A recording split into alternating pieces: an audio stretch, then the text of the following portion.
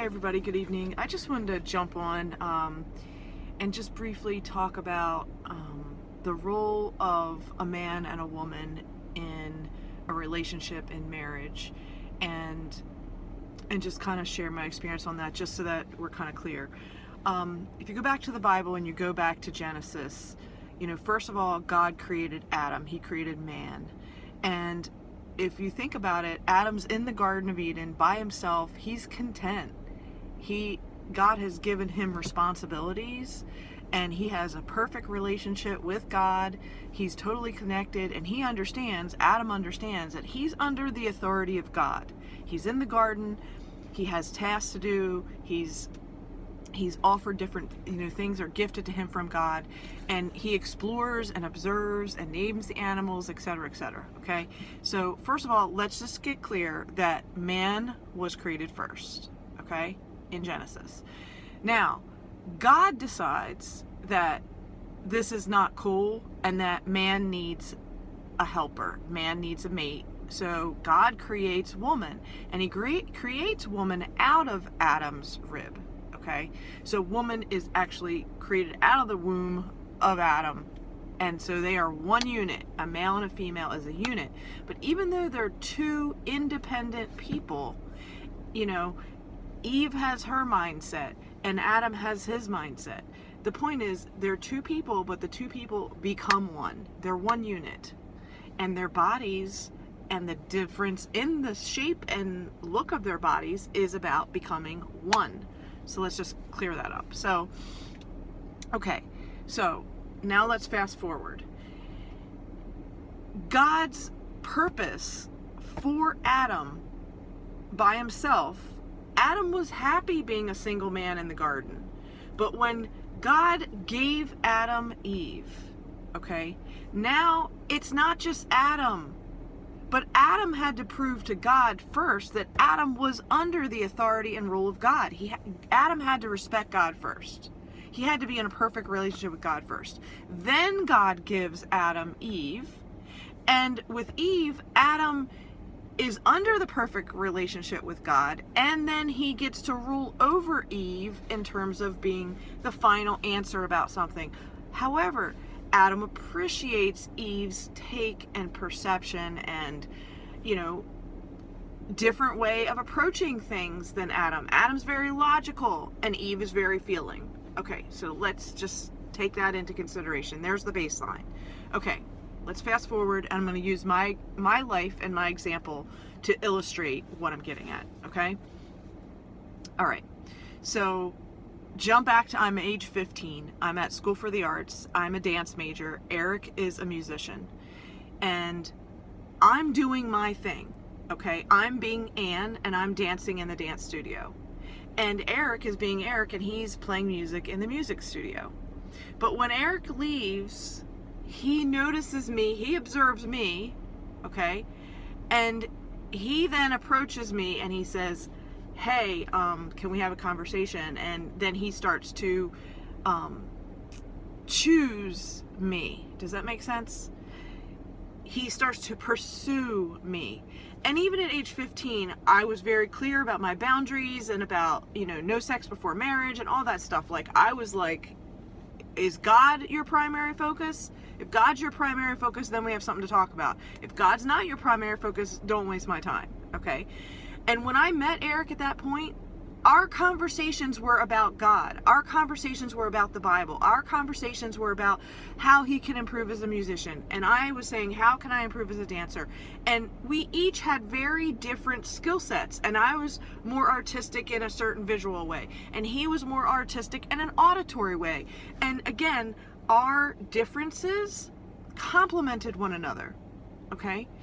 And when he continued to pursue me as a teenager, I was like, my schoolwork, my time with my family, I had all these parameters, and he had to come after all that, okay? So he had to learn to respect what was going on in my life. And he said to me at that point, he's like, I need you, okay? And he was 15, and for him to say something like that, I'm like, huh? And he's like, you have certain skills, I have other skills, we complement one another. And it was like he then confirmed the things that I thought about, but he was willing to voice them, okay? Now, long story short, trauma and drama came into my life. You know, I was, sexually assaulted and raped. My parents did not allow me to have any contact with men for a few years until I then went to college. So the bottom line is, Eric and I, whatever we had, which was beautiful, it was disrupted as a result of the trauma that I experienced, okay? So fast forward, many years go by, and Eric then looks me up on Facebook. And we have, a banter back and forth on Messenger, and then the phone call, he leaves a message, and his message is, I'm working my 12 steps, and I am working on step, making amends, and I wanted to make amends to you for what I did to you when I was a teenager. Now, it's not that often that you get a phone call like that with someone who goes, really deep that quickly. So he intrigued me, and I returned the phone call.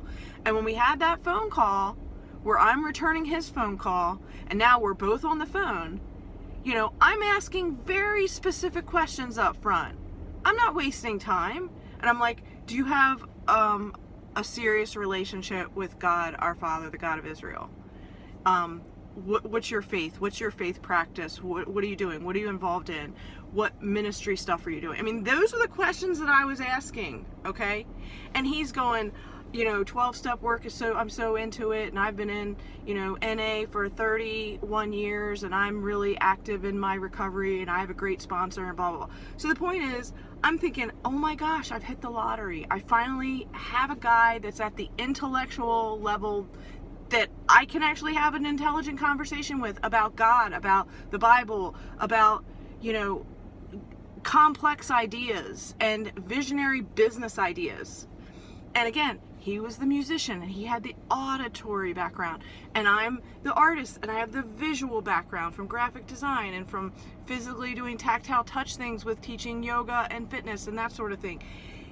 Bottom line, together, the fusion, the unity that we provided together was incredible. It was amazing, okay?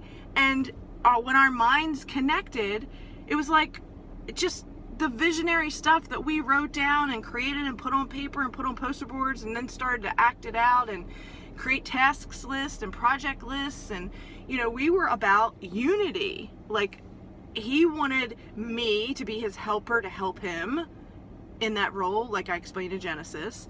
And I had certain visions that I wanted to express, that I was weak in certain tasks. And Eric was like, I can do that, baby. I can do that for you. And so he was helping to push me forward in the ways that I wanted to go forward. And then together we had our unified ideas that we wanted to reach a greater public and to help people with 12-step and everything else. And it was a very large vision, and everything was on paper, and we talked about it all.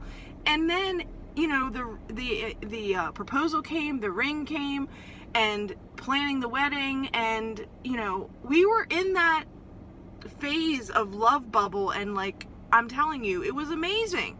Okay, when COVID hit, when Eric injured his wrist, he had a surgery. They gave him narcotics. They weren't supposed to. They did. Then he went he was in relapse, treatment centers, coma, death. Okay, the bottom line is, had Eric stayed the path and not gotten into the drugs by relapsing, I really believe that his skills and my skills in a positive way, unified together, would have created an incredible outcome. We could have really helped a lot of people. However, my rebellion, my resistance against Eric when he was acting like a crazy person I was very clear, and I was like, look, you're not surrendering to God. If God's not your authority and you're not obeying God, I can't be under your authority. I can't, because you're being an asshole.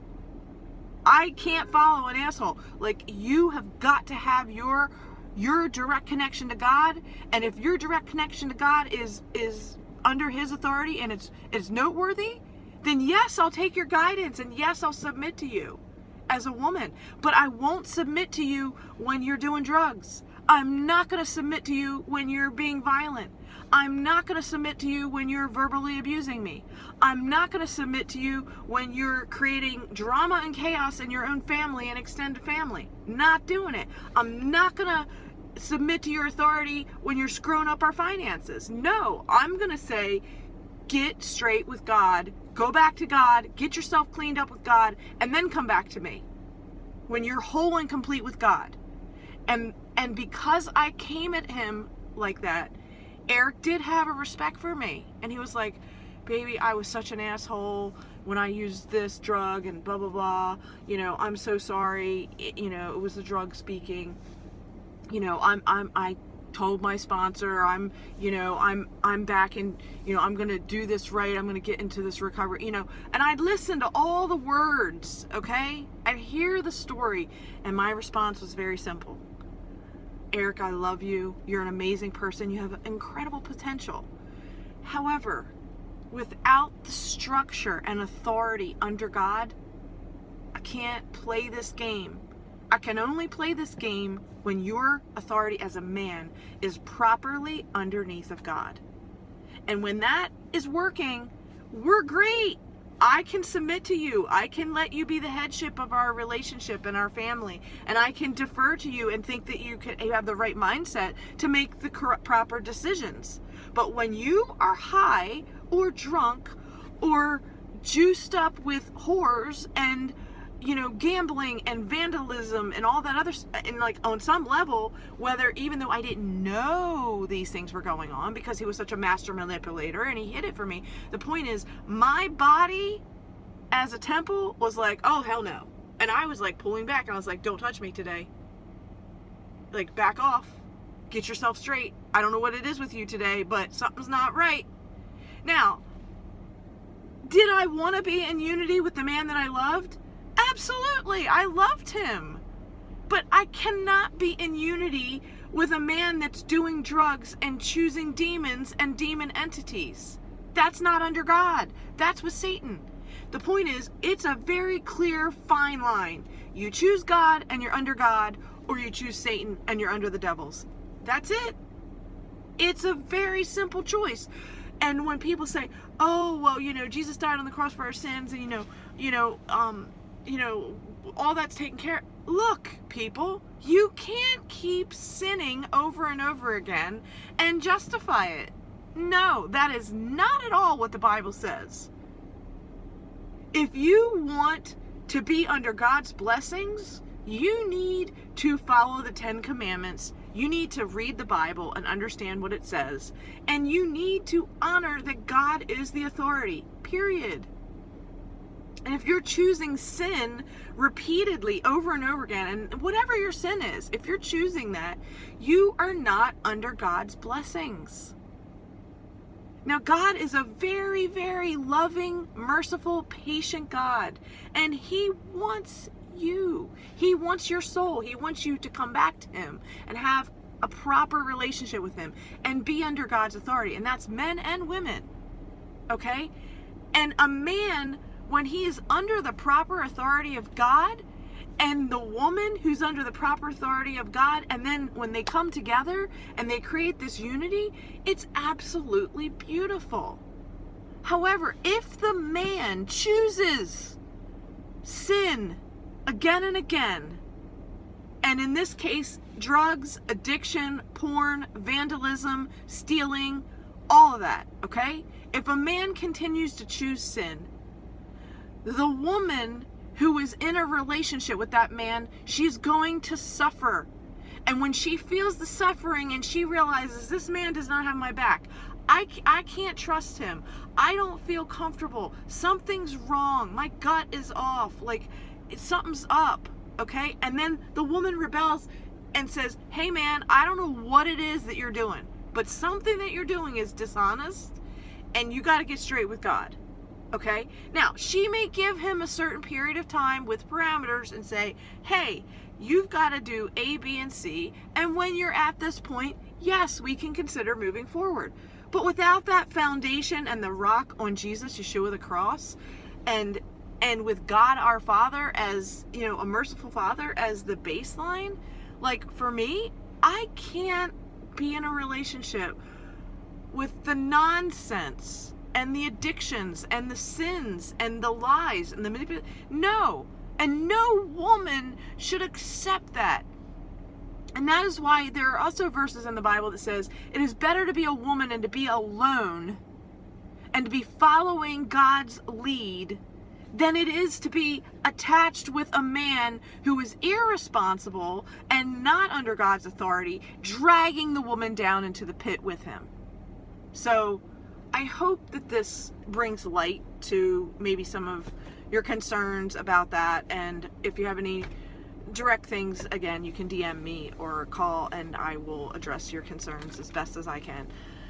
Okay, guys, have a good evening and I'll talk to you soon.